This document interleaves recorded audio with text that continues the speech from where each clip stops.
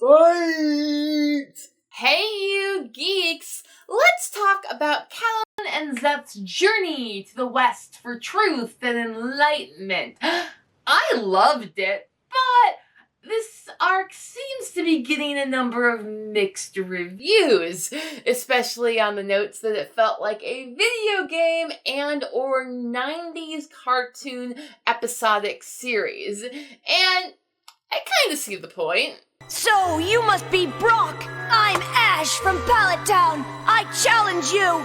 But that didn't bother me at all. Rather, it got me excited to dig in and discover if Sanderson was playing fast and loose with the Chinese classic Journey to the West, or if he was playing this trope relatively straight. And upon finally reading an abridged version of Journey to the West, I found it's a mix of both. So here are the findings from my little journey to the East. Full spoilers for Wind and Truth and Journey to the West. The Bald Monk. At some point, I can't remember when, during my first reading of Wind and Truth, it struck me. Szeth was a monk who is bald and is traveling with, a rather capable warrior who is also a healer type, with zero romantic chemistry whatsoever. Your girlfriend run off on you? It's not the girl I'm after. It's the bald monk she's traveling with. And for me, it's really not a stretch to go from Avatar: The Last Airbender, wave at the Wheel of Time on my way eastward to hit the origin of so many epics, Journey to the West. For that is also a story about a bald monk named Tripitaka and his warrior hairy companion, the Monkey King. Journey to the West is a notoriously very, very long book that makes Wind and Truth look like child's play. Adding to this page length, Journey to the West begins with a several chapter long prologue dealing with the Monkey King himself and his origins. These origin stories made me realize that Szeth, although he is bald and a monk, is not actually the Tripitaka analog figure in Wind and Truth. Rather, he is the Monkey King. For both of their stories begin with a rock, a holy rock, though the Monkey King is literally born from this rock, while Szeth's origins are more metaphorical. After his birth and becoming king, the Monkey King has an existential crisis and decides he would like to be immortal. So his journey begins as he seeks out an old, wily, immortal master who could teach him how to become immortal. This master sets the bar high for the archetypal kung fu master that always speaks in riddles. The Monkey King had understood the riddle and had the answer hidden away in his mind. When the patriarch hit him 3 times, he had been telling him to come at the 3rd watch. The patriarch was very pleased to hear this and said to himself, this wretch was indeed born of heaven and earth. Otherwise, he would not have been able to understand my cryptic message. In short, Monkey's master is the sort Posen wishes he were, sending out his favorite pupils on wild fetch quests and the like. Also, while in training, learning transformations and such, Monkey King learns the art of what my book translates as cloud galloping, though it's basically wind running, which is why Aang is an airbender, and Goku rides a cloud, and Szeth departs Shinovar with the Windrunner Honor Blade. Also, the Monkey King appears to be a bad student, while Szeth always appears to be perfect all the time, so there's some distinctions, though for now it's kind of without any difference. Because at this point, Szeth and the Monkey King share in a one-track mind to get what they desire at all costs. For For the Monkey King, it is immortality, then the honor that is due to him as an immortal king of the monkeys. He thinks it is quite a lot. Now I'm the king of the swingers, oh, the jungle VIP. And when heaven doesn't give it to him, he rebels, and it don't end well. The Buddha turned his hand over and pushed the Monkey King out through the western gate of heaven. He turned his 5 fingers into a mountain chain and gently held him down. The rebel against heaven, wanting high position, insulted immortals, stole the pills, and destroyed morality.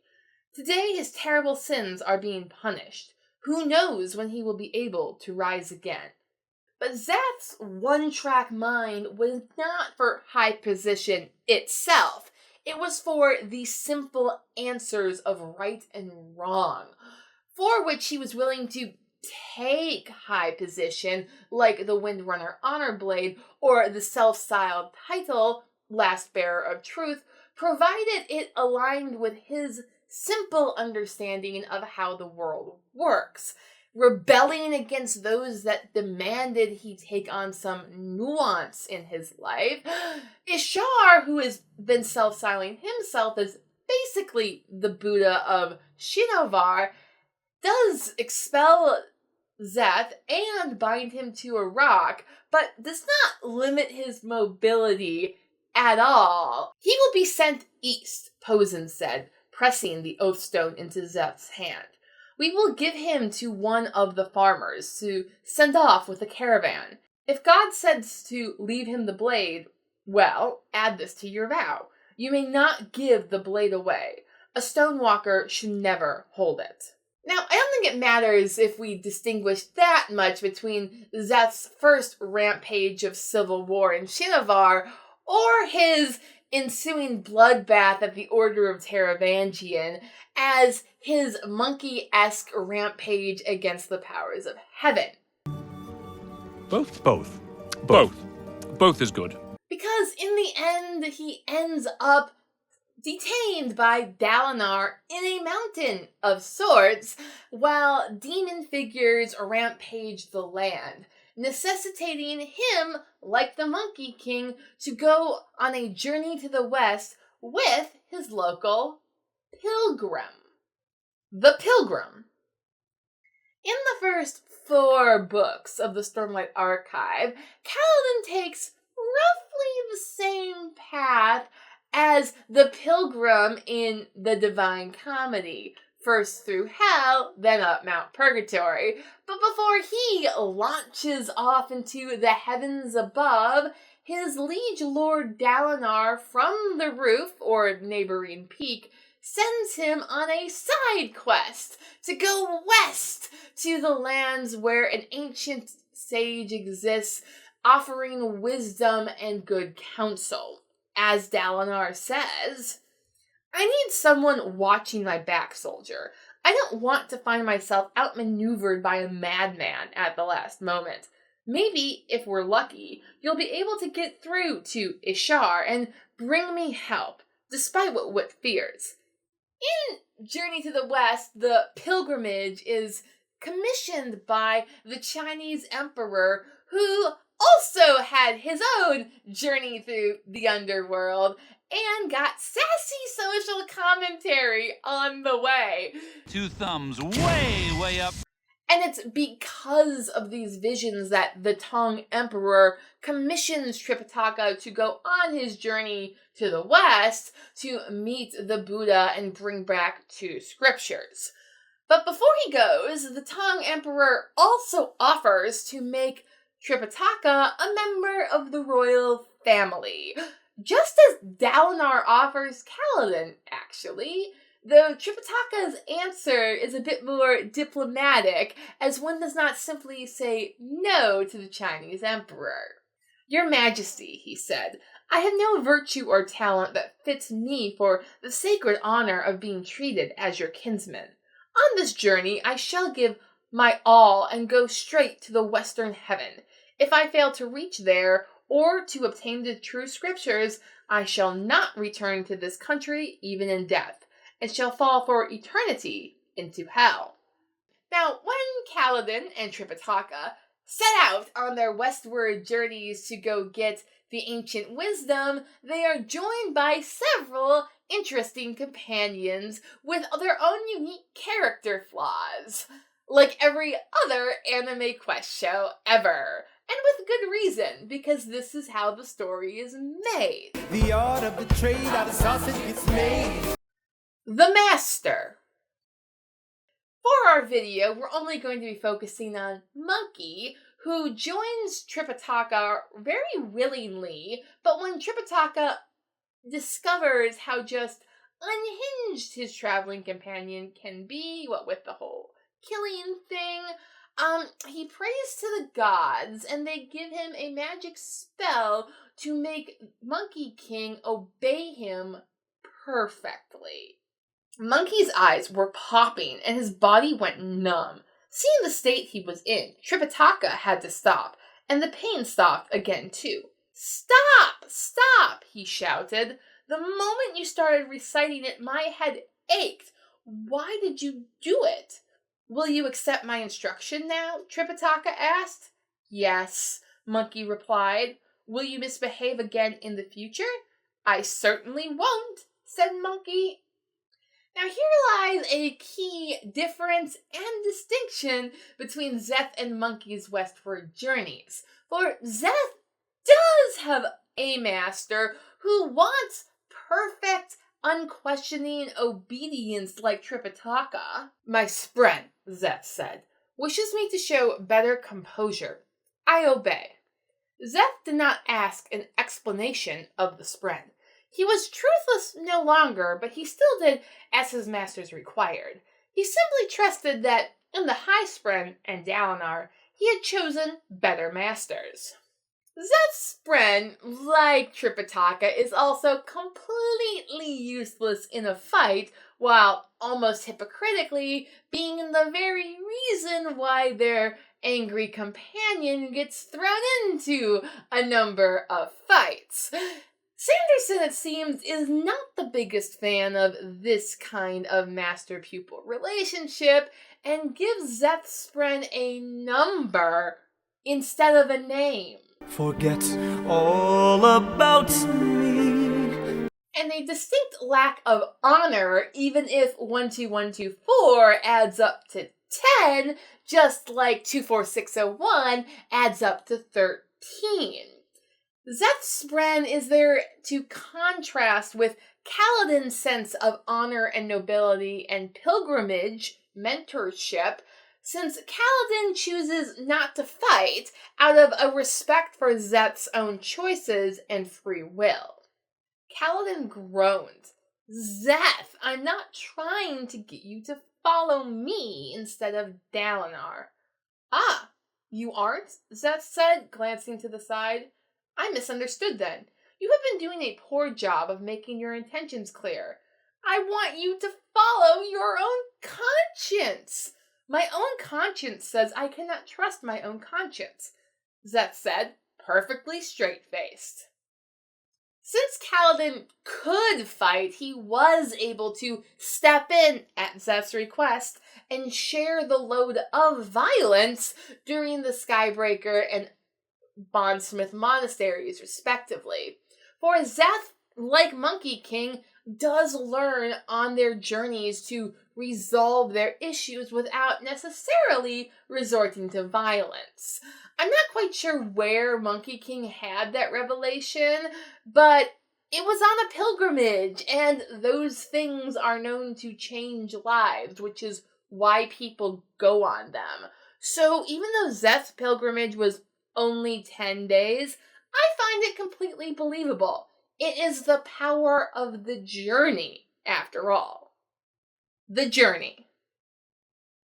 So we get to that part where people seem to have the most complaints, that Szeth's series of boss fights in the monasteries is too video game-esque, too Szeth Pilgrim against the world. "Pilgrim," she said, nodding to him, her voice echoing in the large, empty hall. "I envy you. Oh, how I envy you, Pilgrim, for the opportunity you are granted. Prepare to prove yourself." You must cleanse that sin before being granted your glorious opportunity, pilgrim, she said. 9 years in the harsh lands of stone. Let us see what you've learned. However, this girl likes repetitive tales. I think I've mentioned on this channel before how I discovered Avatar: The Last Airbender back in 2005 on its Thanksgiving Day marathon before the season finale. Now, that was a simple show of repetitive plot lines of going to villages and monasteries. However, it was Thanksgiving, so I was constantly being called out to deal with dishes and setup and relatives. I don't know half of you half as well as I should like, and I like less than half of you half as well as you deserve. So I found the simple method of storytelling an excellent way of relating what was a very complex story.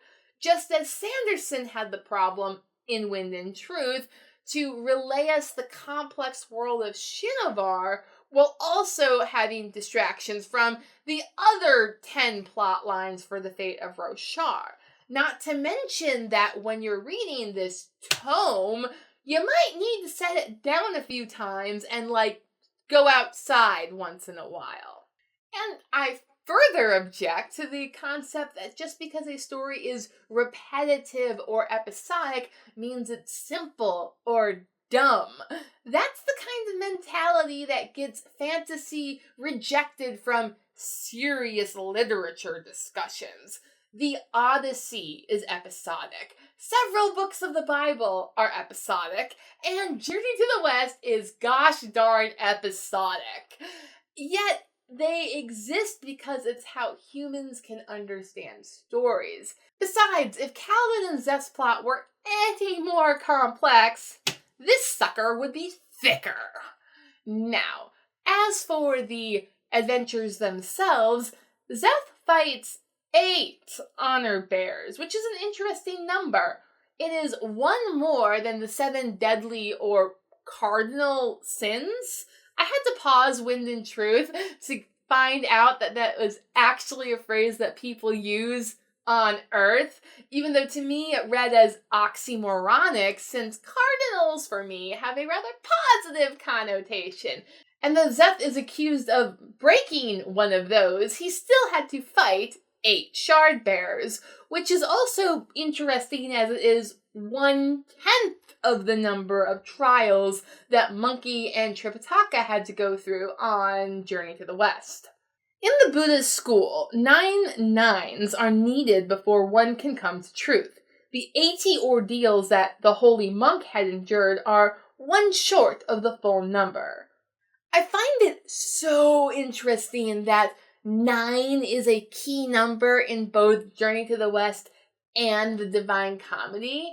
I suppose it's just recognition of a universal truth that the heart and the brain and the body give you 3 as a magic number. At least on Earth. In the Cosmere, the most magical of numbers is 16, which, if you're keeping count, Szeth had to fight 8 honor bears on his way to the final monastery, and then fight another 8 when he got there. Szeth realized something. He expected 6 figures. That was the right number. Szeth himself represented the Windrunners, and there was no sword for them. With Ishu, Nin, and Sivi, who had refused, that made 10. Except one of the figures was new.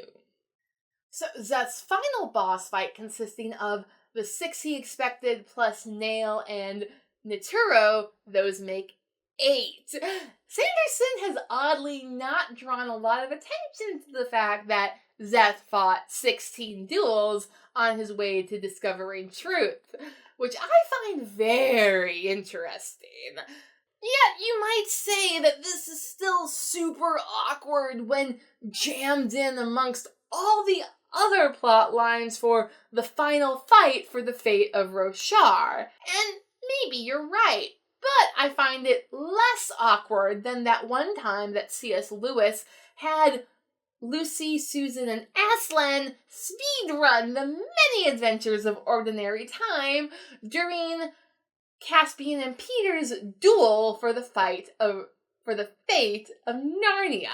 Now, I am not suggesting that Kaladin is Cosmere Aslan. No. He's clearly Cosmere Lucy, for as the dwarf opines when he meets the Pevensey children at the beginning of Prince Caspian, and they prove to him their superpowers, to Lucy he says, "There I go, talking like a fool again," he said. "I suppose you're as likely to be a great surgeon as your brother was to be a great swordsman, or your sister to be a great archer." Lucy Pevensey is not actually a surgeon, but she does have the cordial of light flowers that heals the sick, as it were. Also, her name Lucy means light, and she's probably named after the Lucia who was known to bear light and bread to persecuted Christians. Just as Syl, who now holds the last ability to grant Stormlight, will be a bearer of light to the Radiants in the back five. And yet it's Moash who's the one who's got his eyes gouged out for now. But that's a different destination. At the end of Journey to the West, Tripitaka, Monkey, and company do arrive at Thunderclap Monastery and meet the Buddha himself, where they don't face so much as a boss fight, but a spiritual river of sorts that they must cross, and where Tripitaka, the mortal on the journey, loses his body. Tripitaka tumbled into the water, where the ferryman grabbed hold of him at once and stood him on the boat.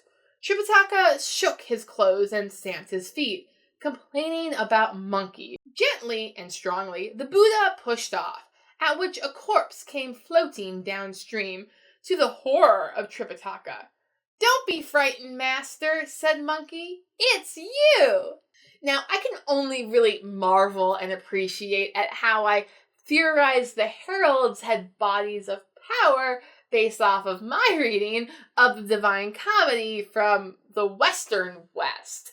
Yet, you can also get there by reading Journey to the West and the more Eastern traditions. However, it is from this very Eastern tradition that we get the distinction of separating the mortal body from the immortal spirit in a way that's just not in the Divine Comedy. So I was a bit surprised that Kaladin left a mortal body behind, as Szeth's future wife records. This account will not be without flaws, but it is the best I have been able to create from available information, and from the witness of my husband, Szeth, and the witness of the black sword he bears. For I myself helped him bury the Knight of Wind's body the day after Stormfall. But I'm not stunned, as it is more dramatic this way, and the Stormlight Archive is not a carbon copy of any one culture's story about pilgrimage. Rather, Sanderson is taking what he wants from a variety of stories and traditions and making his own story. Now, if I had read Journey to the West first, I would have noted that Monkey also was made a Buddha. Therefore, I maybe would have theorized that Szeth would also have become a herald, but I didn't, and he didn't, so we're all good.